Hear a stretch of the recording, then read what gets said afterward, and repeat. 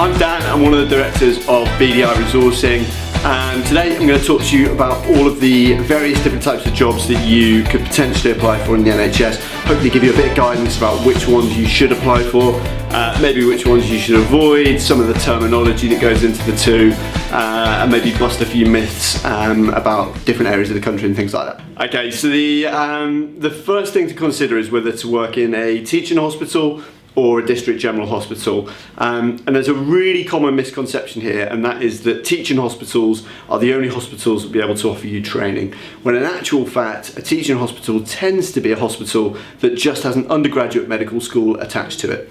So yes, they do tend to be often the bigger hospitals in the country. They're perhaps more of the city-based hospitals that are attached to universities, and that can come with some prestige. However, don't rule out district general hospitals. The likelihood is you will still get access to the same support, the same training. You may find that they're slightly quieter departments, so actually you've got a bit more time to spend with your peers, with your consultant colleagues, who might give you that more in-depth training and support and guidance, which perhaps you wouldn't get in a very busy unit where you're expected to do more of a service job in a university teaching hospital.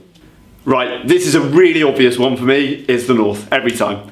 No, I'm only joking, guys. It could be the north, it could be the south. There isn't actually a huge amount of difference, and this is a huge misconception. The number of times that international doctors say to us, yeah, but it's warmer in the south.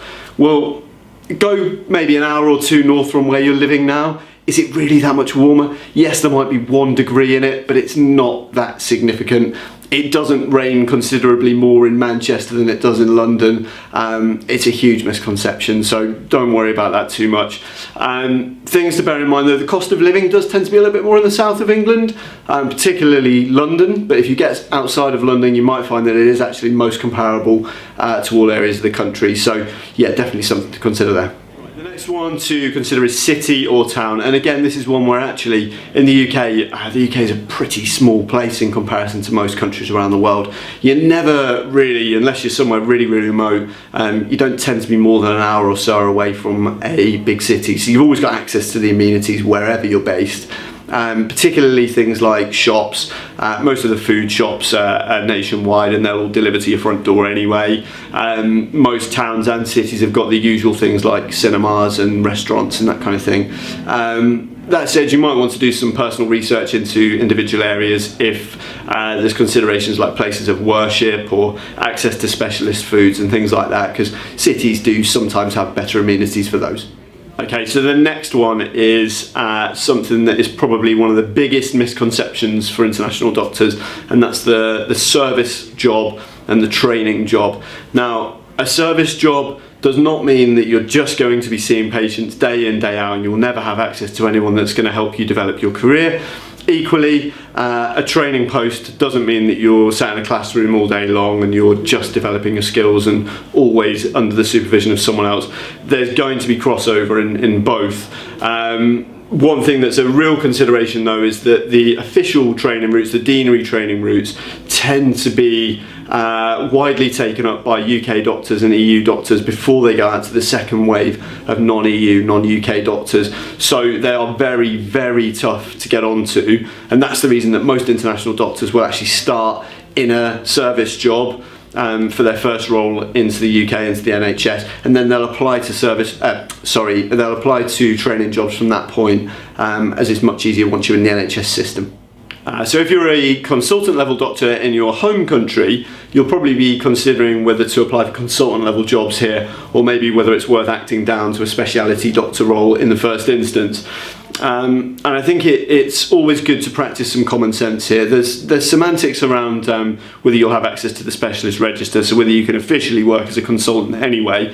But even if you were to apply for a role that didn't require specialist registration, like a locum consultant job, do you really want to be in a position where you are the person that's solely responsible, you're working independently with patients seeing you day in, day out, and not have access to any supervision in a brand new healthcare system halfway around the world? This is a big consideration, and actually for most international doctors that we speak to, they would prefer to act down slightly and take a speciality doctor job in the first instance, before working their way up to a consultant level post in the future once they feel comfortable in the NHS. And most employers will be really welcoming to that.